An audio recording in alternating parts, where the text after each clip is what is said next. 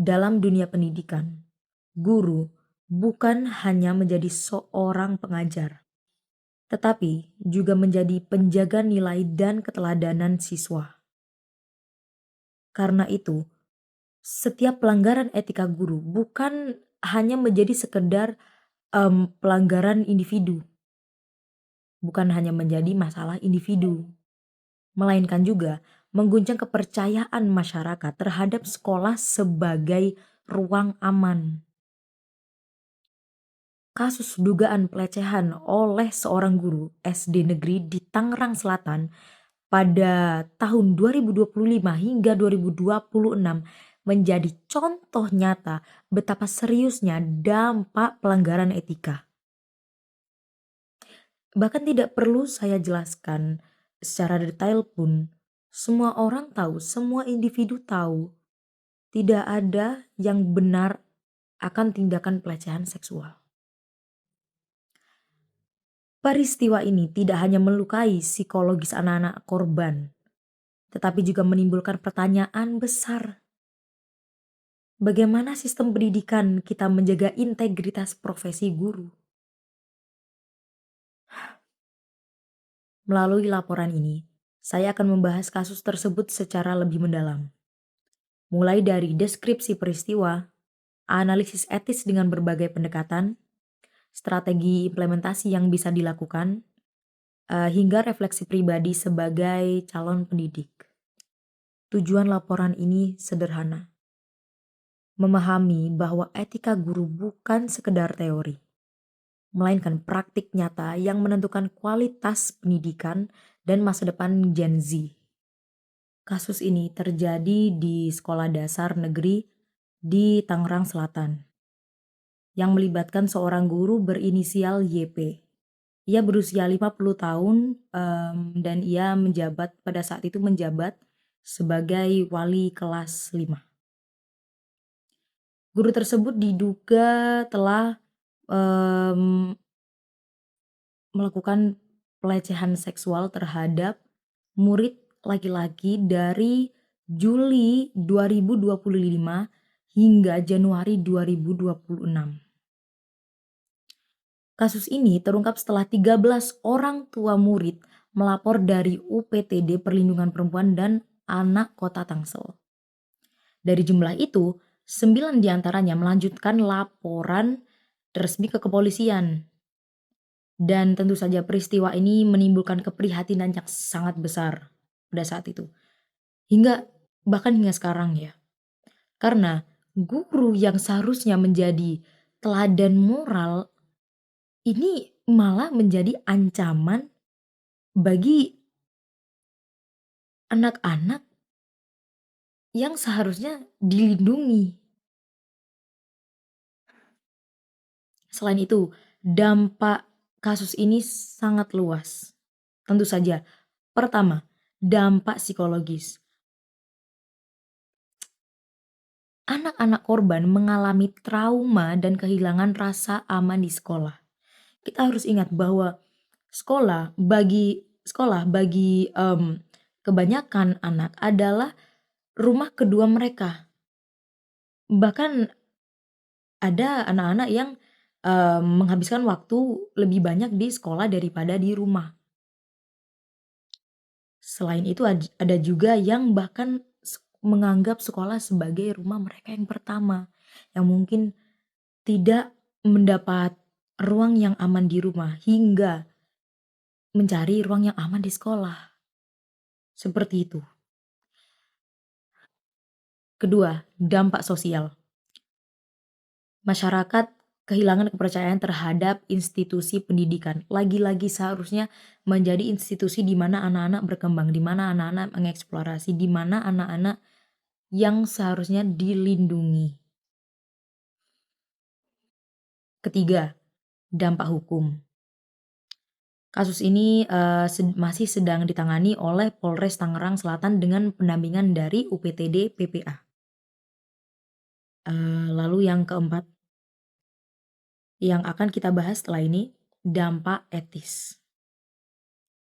Guru melanggar kode etik profesi yang menuntut integritas, tanggung jawab, dan perlindungan terhadap peserta didik. Selain itu, kasus ini juga menjadi tantangan besar dalam mendidik Gen Z. Kita harus ingat bahwa Gen Z ini tumbuh dengan kesadaran tinggi terhadap isu-isu keadilan dan hak anak. Mereka sangat melek sekali akan hal-hal seperti ini. Jika seorang figur guru justru melakukan pelanggaran, tentu kepercayaan mereka terhadap terhadap sekolah otomatis akan runtuh, mostly akan runtuh. Jadi hal ini menunjukkan bahwa sekolah bukan hanya tempat belajar berhitung IPA, IPS, akademis ya, tapi juga harus menjadi ruang yang aman bagi perkembangan perkembangan moral dan psikologi siswa. Jadi, kasus guru SD di Tangsel ini bukan sekedar pelanggaran individu, tetapi juga cermin kelemahan sistem pendidikan dalam menjaga etika profesi guru. Kasus ini ya menjadi titik refleksi bagi kita semua. Gimana sih memastikan guru tetap menjadi teladan dan bagaimana sekolah bisa benar-benar menjadi ruang aman bagi anak-anak? Baik, setelah kita memahami isi dari kasusnya sendiri, memahami apa yang terjadi, kita akan langsung masuk ke analisis etis. Analisis etis ini sangat penting untuk kita melihat bagaimana seorang guru harusnya berperilaku dan apa yang salah di kasus ini. Pertama, dari segi pendidikan moral dan karakter. Kita harus ingat bahwa guru adalah seorang figur moral yang seharusnya menjaga martabat anak. Jadi jelas tindakan pelecehan melanggar nilai dasar. Pertama, kejujuran. Dua, tanggung jawab. Dan yang ketiga yang terpenting adalah penghormatan terhadap manusia lainnya. Jadi, guru dalam kasus ini bukan hanya melanggar hukum, tetapi juga merusak nilai moral yang seharusnya guru itu tanamkan. Kedua, dari pendekatan klasik pendidikan karakter ya. Pendekatan ini menekankan keteladanan. Anak-anak belajar dengan meniru perilaku guru. Lagi-lagi mereka adalah guru adalah contoh. Ketika guru justru melakukan pelanggaran, maka proses pembentukan siswa yang seharusnya terjadi akan terganggu. Lah, alih-alih menjadi teladan, guru malah menjadi contoh buruk yang bisa menimbulkan trauma. Ketiga, dari perspektif pendidikan integratif. Pendidikan seharusnya melibatkan sekolah, keluarga, dan masyarakat. Kasus ini sangat menunjukkan lemahnya sistem integratif. Mereka tidak saling bergandeng tangan seperti itu loh.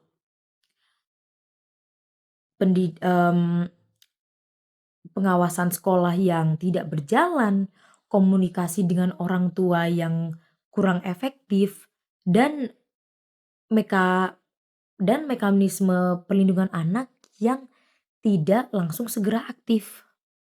Artinya, etika guru tidak bisa berdiri sendiri.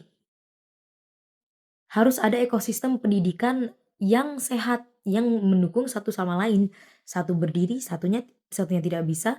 Mereka tidak bisa apa ya? mmm, Berdiri sendiri seperti itu loh. Keempat, terkait dengan karakteristik Gen Z. Bagaimana ya? Bisa kita lihat jelas bahwa generasi ini tuh bertumbuh dengan mmm, kembangan dan pertumbuhan teknologi yang sangat pesat ya. Dengan itu mereka jadi lebih melek akan isu-isu, mmm, keadilan dan hak anak. Mereka tahu apa what they deserve, seperti itu ya. Bagus sekali mereka, sangat sadar mereka sangat kritis terhadap, masalah-masalah otoritas dan mereka ingin menuntut transparansi, seperti itu. Jika kasus seperti ini tidak ditangani dengan tegas, Gen Z akan kehilangan kepercayaan terhadap sekolah in general. Karena seperti bagaimana ya, lagi-lagi sekolah itu harusnya menjadi ruang yang aman, bukan ruang yang menjadi ancaman, seperti itu ya.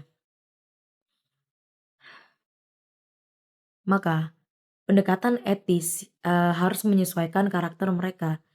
Mereka membutuhkan komunikasi yang terbuka, penuh dengan transparansi, penegakan hukum yang jelas, dan pemberdayaan siswa untuk berani bersuara. Karena seringkali kita itu sangat menyepelekan, bagaimana pentingnya keberanian siswa untuk sekedar speak up tentang, kejadian pelecehan seksual yang mungkin terjadi padanya. Karena mungkin dia diancam, mungkin dia, diancam ya, bisa mungkin secara implisit atau eksplisit, atau bahkan mereka merasa malu akan hal yang terjadi itu. Mereka harus tahu kalau, mereka ini punya hak untuk berbicara.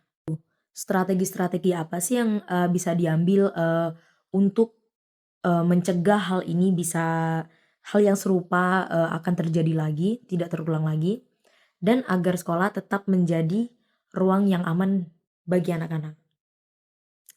Yang pertama, sisi preventif dulu.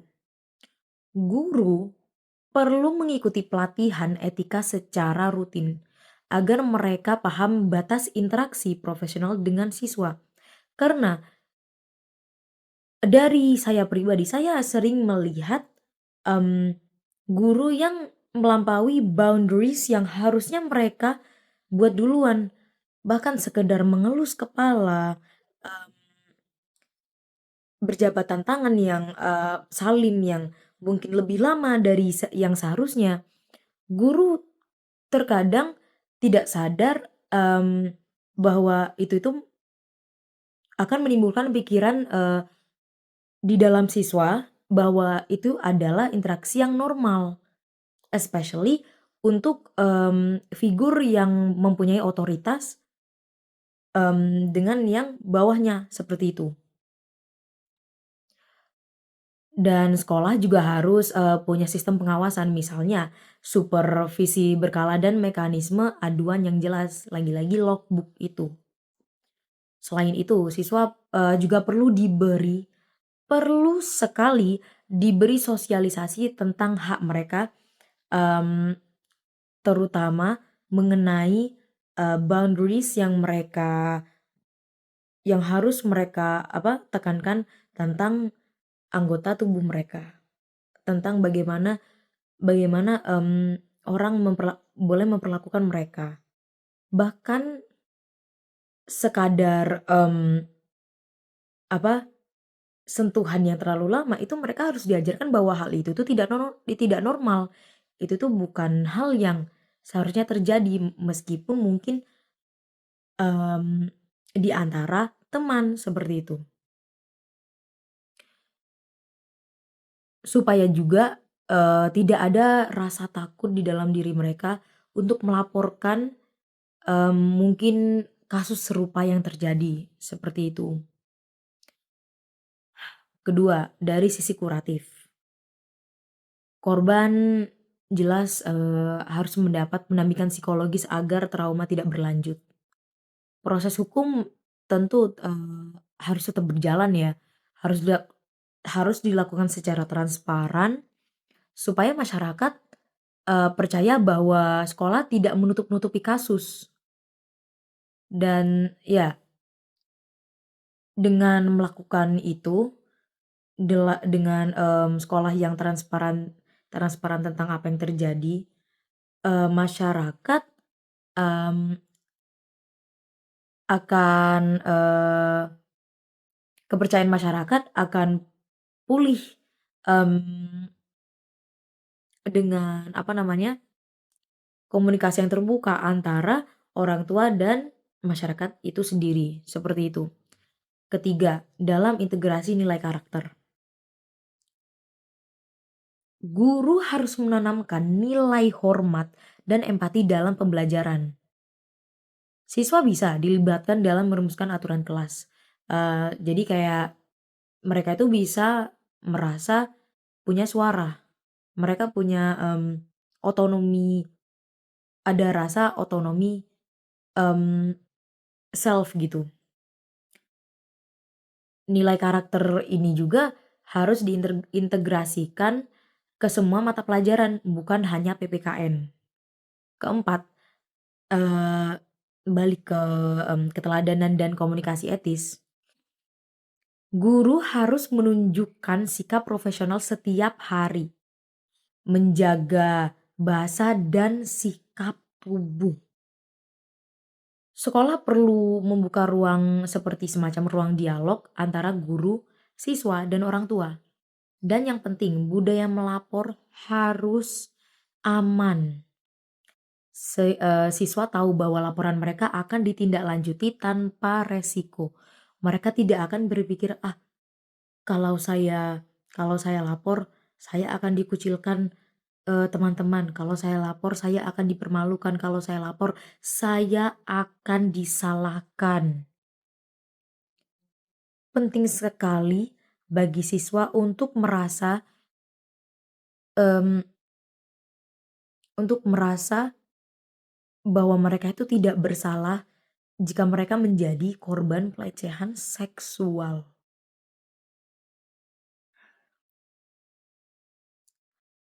Ya, kelima, penyesuaian lagi-lagi dengan karakter Gen Z.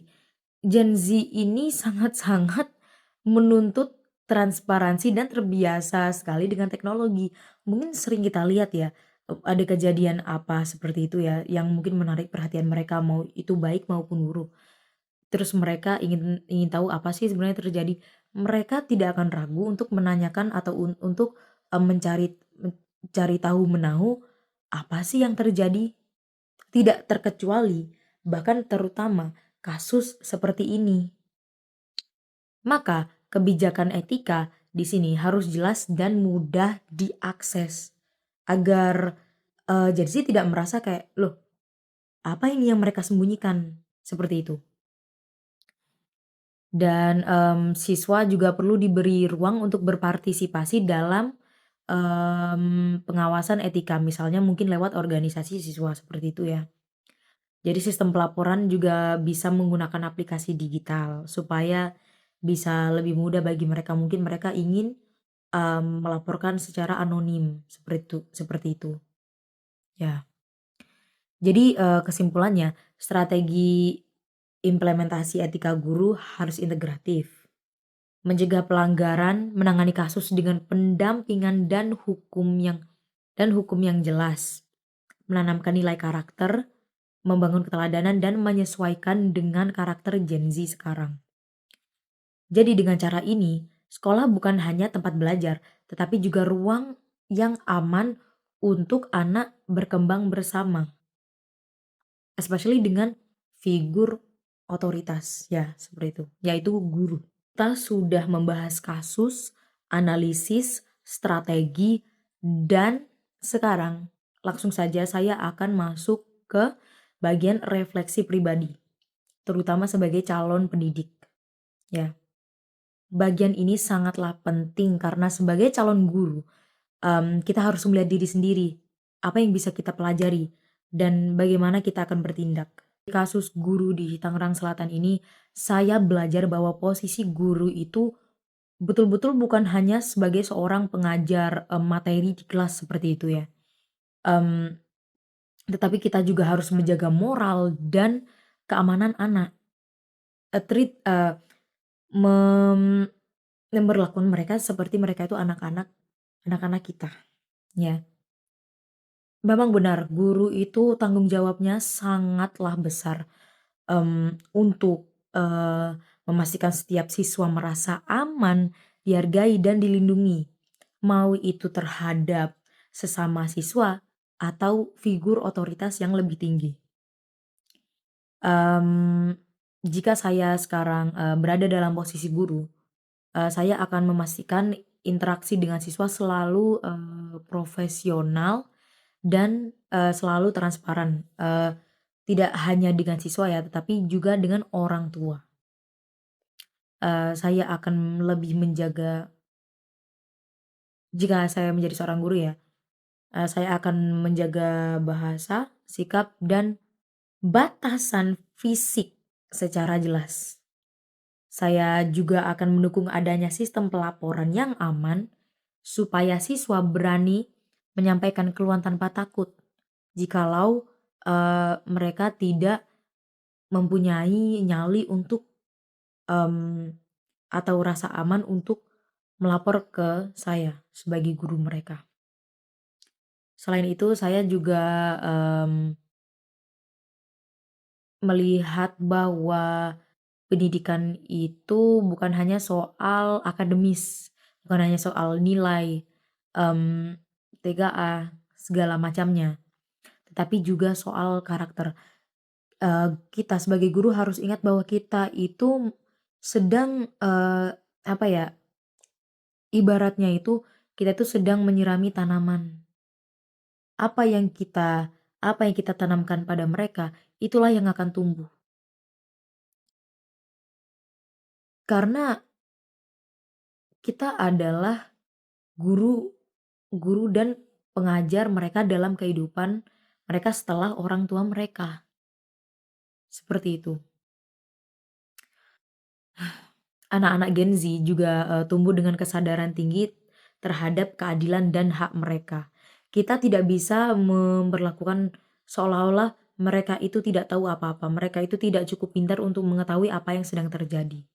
Libatkanlah mereka. Mereka, tetapi tentu saja, melibatkan dengan cara yang age appropriate atau, sesuai dengan usia mereka, seperti itu ya. Mmm, jadi guru itu harus bisa berkomunikasi dengan terbuka, jujur, dan selalu menunjukkan dan memberi ruang bagi siswa untuk, kita berkembang bersama. Bukan hanya siswa yang berkembang, kita sebagai guru juga bisa berkembang, seperti itu. Dan, mungkin visi pribadi saya sebagai adalah, menjadi guru yang bukan cuma mengajar, materi di kelas, bukan berarti itu tidak baik ya, cuman saya ingin, bercita-cita lebih dari itu sebagai pendidik, saya ingin jika mereka nyaman, jika mereka izinkan, saya ingin menjadi menjadi ruang aman bagi siswa, bagi anak-anak. Saya ingin menjadi pendidik yang adil, manusiawi, dan selalu mengetahui boundaries. Meskipun saya, mmm, kemungkinan besar akan menjadi, mmm, tempat curhatnya, salah satu siswa ya, atau mungkin beberapa juga, seperti itu. Mmm, saya juga ingin pendidikan menjadi tempat anak-anak merasa dilindungi, sek sekaligus, tempat untuk tumbuh menjadi pribadi yang, kuat dan berkarakter. Ya, jadi pendeknya refleksi saya sederhana ya, guru harus menjadi contoh yang baik, sekolah harus menjadi ruang yang aman, dan pendidikan juga harus menjadi perjalanan kita semua bersama, tidak hanya siswa, seperti itu. Dengan begitu kita tidak hanya mengajar, kita tidak hanya mendidik, kita juga berkembang bersama generasi yang kita bimbing. Kita harus ingat bahwa kita harus berkembang mengikuti zaman ini. Kita tidak bisa stuck dengan hal yang itu-itu aja. Zamannya sedang berkembang, kita juga bisa berkembang, seperti itu ya. Dan ya, sampai sini laporannya, saya harap laporan ini bisa menjadi manfaat dan berdampak untuk, mmm, untuk semuanya lah ya. Terima kasih. Wassalamualaikum warahmatullahi wabarakatuh.